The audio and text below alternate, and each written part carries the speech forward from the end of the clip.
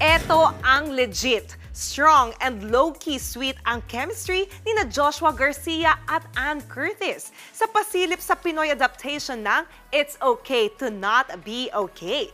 At speaking of Joshua, may bagong chika si OG Diaz na nangyari umano sa kanila ni Elise Hoson. Narito ang report ni MJ Marfori. Alam mo, aware dito yung girl. Ah?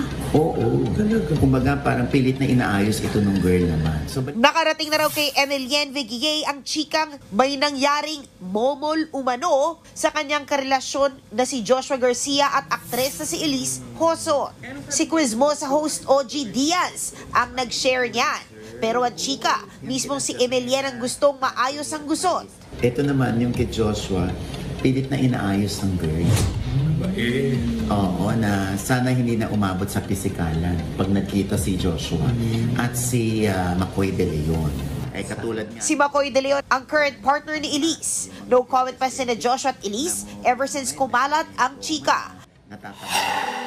At speaking of Joshua, malapit na natin siya mapanood ulit sa telebisyon.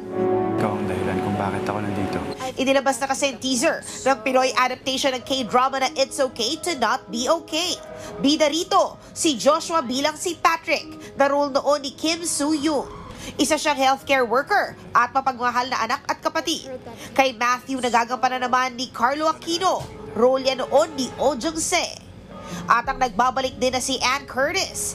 I wanna be a pretty witch. Siya ang book author na si Mia with antisocial personality disorder. Na karakter naman noon ni So Ye-ji. Destiny finds us. Ikaw ang dahilan. I-heal ni na Ann at Joshua ang emotional wounds ng isa't isa. Gusto talaga kita makita. Bakit? Dahil sa mga mata mo. Abangan next year ang It's Okay to Not Be Okay. Nagbabalita mula sa Frontline. MJ Marfori, News 5. Mga kapatid, Jania Lipon po, laging maging updated sa latest sa entertainment and lifestyle para maging una sa balitaan. Bisitahin at mag-subscribe na sa social media pages ng News 5.